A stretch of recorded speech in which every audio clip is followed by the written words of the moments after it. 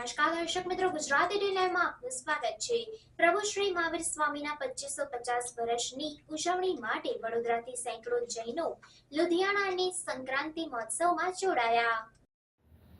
પંજાબની ઔદ્યોગિક નગરી લુધિયાણામાં વલ્લભસુરી સમુદાયના વર્તમાન ગચ્છાધિપતિ આચાર્ય ધર્મ ધુરંધર સુરી મહારાજની નિશ્રામાં સંક્રાંતિ મહોત્સવ ઉજવવામાં આવ્યો હતો, જેમાં ભારતભરમાંથી બધા રાજ્યોમાંથી લોકો મોટી સંખ્યામાં ઉમટી પડ્યા હતા। સૌથી પહેલા ઉવસગ્ગહર મંત્રોચ્ચારથી શ્રી શાંતિનાથજીના લયમાં પૂજા અર્ચન કરવામાં આવ્યું હતું। જૈન અગ્રણી દીપક શાહે જણાવ્યું હતું કે જૈન ધર્મમાં પર્યુષણ મહાપર્વ પછી ક્ષમાપના સંક્રાંતિનું આયોજન વલ્લભસુરી મહારાજે શરૂ કર્યું હતું। દર મહિને સંક્રાંતિનું આયોજન થાય છે, પરંતુ ક્ષમાપના સંક્રાંતિનું વિશેષ મહત્વ છે।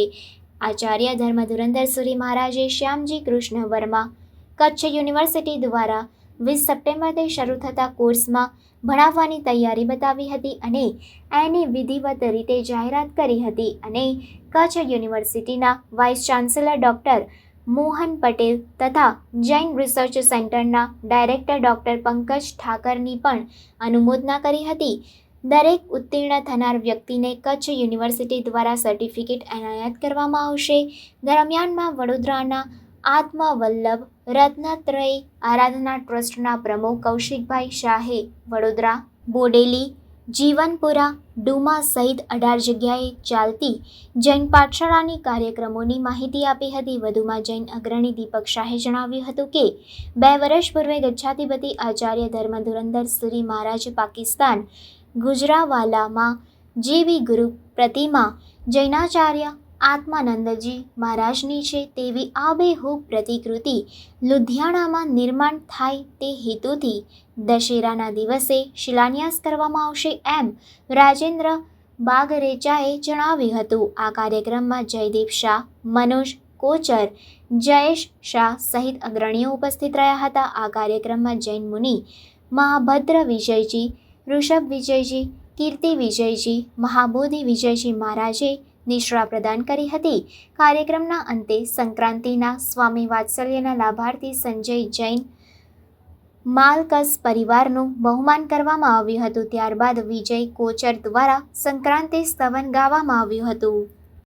हमें बहुत खुशी है कि हम इस प्रकार से सभी जीवों का शासन ऋषि की जो हम बात करते हैं वो बात इससे मेल करती है। दूसरा, हमने कुछ वर्ष पूर्व निमिचंद जी इसके साक्षी है, बड़ौदा महाराजा सयाजीराव विश्वविद्यालय में एक विजय इंद्रजित सुरीश्वर जी का भवन बने, इस प्रकार से वल्लभ सुरी का भवन बने, उसका शिलान्यास हुआ था। उसके बाद वहाँ लोकल यूनिवर्सिटी लेवल पे कुछ प्रॉब्लम हुई थी, उसके लिए वो काम रुका हुआ था। अब वो सारी बाधाएं समाप्त हो गई है और अब वो भवन का निर्माण शुरू होने जा रहा है। तो हम तो ये कहते हैं कि गुरुदेव हमारे लाला जी कहाँ गए, भाई इसमें और बढ़ोतरी करनी है। हर साल हर महीने के एक दाता होते हैं, अभी तक के जितने आज दाता आए हुए हैं बाकी भी सभी लोग इसमें योगदान करें। योगदान क्यों आवश्यक है? इस जिन शासन को अगर चलाना है तो भगवान की जो वाणी है वो हमें अपनों बच्चों को पहुंचाना पड़ेगा, उसके लिए पाठशालाएं चलानी पड़ेगी। तो पाठशाला चलाने के लिए जो राशि की जरूरत होती है वो हम सबने एक एक परिवार, एक भी परिवार छूटे नहीं, गुरुदेव जैसे आदेश करें, आप भी स्वयं गुरुदेव के पास आके कह सकते हो गुरुदेव ये लाभ हमें दीजिए। तो ये हुई बात हमारी। जितने भी प्राणी हैं इस संसार में एक दूसरे के हित में तत्पर बने रहे। दोषः प्रयान्तु नाशम्, राग, द्वेष, मोह, कलह, क्लेश, वैर, वैमनस्य इत्यादि जितने भी दोष हैं, उन सभी के सभी दोषों का सभी के दिल दिमागों में से नाश हो जाए और सर्वत्र सुखी भवतु लोकः, संसार के सभी जीव सभी जगह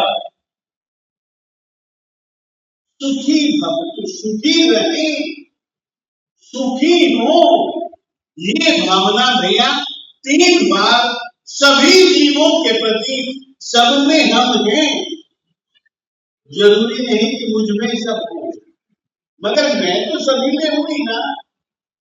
तो अपने लिए और दूसरों के लिए यह कल्याण भावना, यह कल्याण कामना, ये हमेशा हमेशा भाया करो। इतना भैया इन संयोगों में खास संदेश देना चाहता हूं।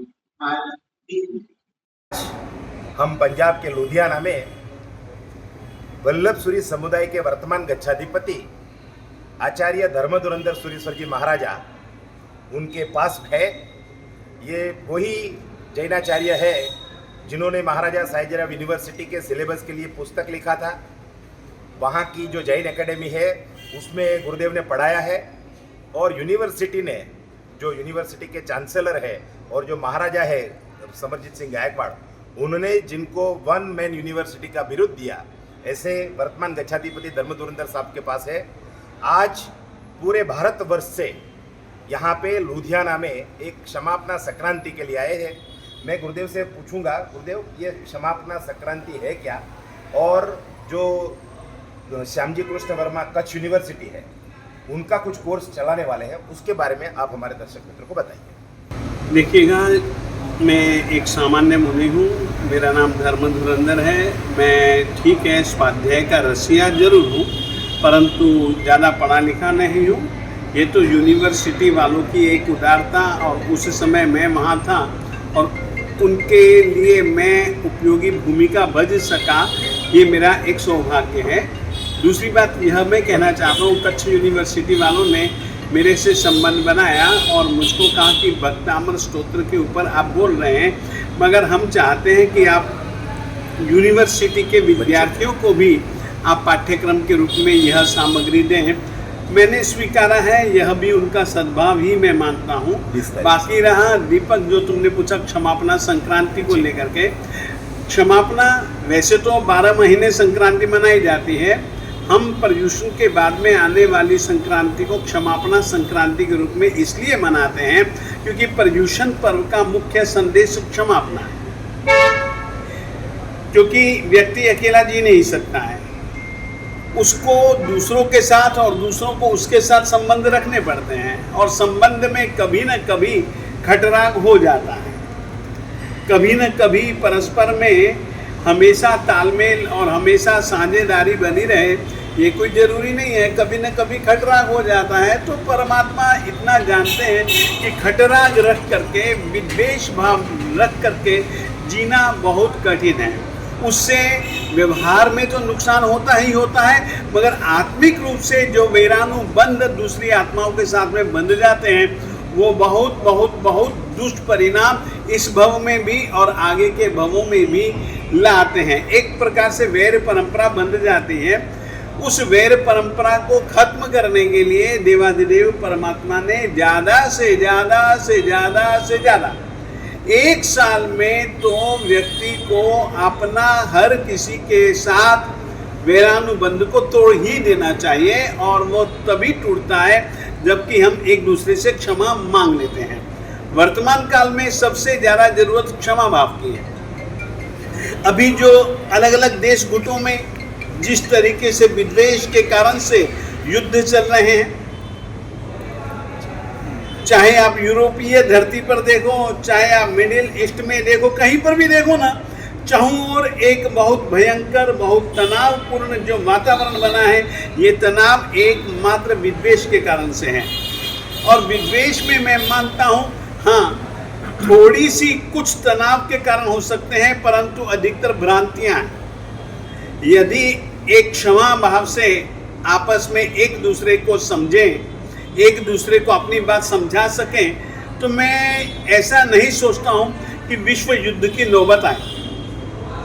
केवल एकमात्र वैर भाव बढ़ता जा रहा है, और वैर भाव के शमन के लिए वर्तमान काल में आदमी को, देशवासियों को,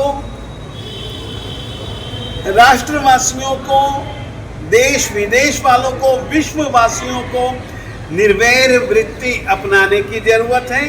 और निर्वैरिता का संदेश श्रमण भगवान महावीर स्वामी जी ने जो दिया, उसी को ही कहने के लिए, सुनाने के लिए, उसके प्रयोग करने के लिए यह एक प्रयोग क्षमापना संक्रांति, जो कि श्रीमद विजय वल्लभ सुरेश्वर जी महाराज साहेब जी ने जो संक्रांति की प्रथा चालू की थी, उसी में ही हमारे गुरुओं ने उसमें थोड़ा सा संशोधन किया कि वर्तमान काल में यदि किसी चीज़ की ज़्यादा से ज़रूरत है तो वो क्षमा भावना की है, और इसके लिए यह सम्यक क्रांति के रूप में इस क्षमापना में बनावट, सजावट, कृत्रिमता, दिखावापन यह न होकर के वास्तविकता से हम लोग क्षमा मांगे और क्षमा दें, जिसके कारण से मन हल्का भी होगा, मन प्रसन्न भी होगा, आत्मा पवित्र भी होगी, वातावरण में एक प्रकार की अलग मैत्री भाव की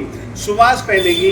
यही एकमात्र संक्रांति के पीछे उद्देश्य है। आप बीच में पाकिस्तान गए थे, हाँ। तो वहाँ से वापस लौटने के वक्त मैंने इंटरव्यू लिया था, उसमें आपने कहा था कि वहाँ की जो प्रतिकृति है उसके जैसा ही समाधि मंदिर हिंदुस्तान में भी बनेगा, तो वो चीज़ में आगे कोई काम हुआ? हाँ, आगे बहुत ज़्यादा काम हुआ।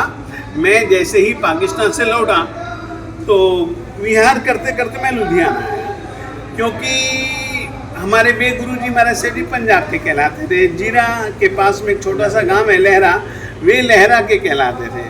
और वर्तमान काल में मूर्ति पूजक समाज में सबसे ज़्यादा, उस समय मूर्ति पूजक समाज नहीं थी, एक आगम सम्मत मूर्ति पूजा सिद्धांत को समझ करके गुरु आत्माराम जी महाराज साहेब जी ने मूर्ति पूजक परंपरा को अपनाया भी, जिया भी, और उसका प्रचार प्रसार भी किया। उनके प्रचार प्रसार में उनको बहुत सारे विरोध, बहुत सारे विघ्न, बाधाएं आई, वो सब कुछ उन्होंने सहा, परंतु उन्होंने कभी भी सत्य को छोड़ा नहीं। वे सत्यजीवी बन करके रहे। और पाकिस्तान में उनका काल धर्म ऐसे संयोगों में ही हुआ